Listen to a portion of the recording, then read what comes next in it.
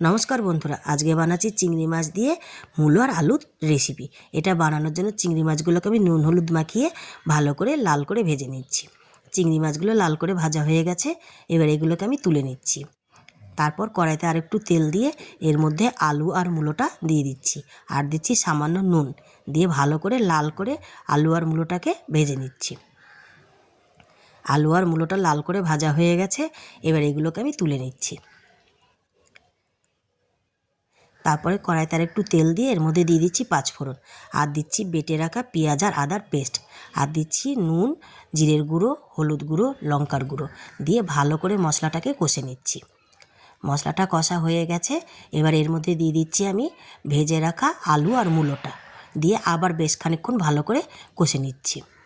তারপরে দিয়ে দিচ্ছি পরিমাণ মতন জল, তারপরে সিদ্ধ হওয়ার জন্য আমি এটাকে ঢেকে দিচ্ছি।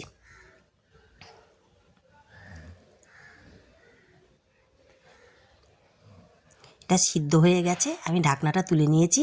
এবার এর মধ্যে দিয়ে দিচ্ছি ভেজে রাখা চিংড়ি মাছটা দিয়ে একটু ভালো করে নাড়াচাড়া করে নিচ্ছি, আর দিচ্ছি এর মধ্যে গরম মশলা।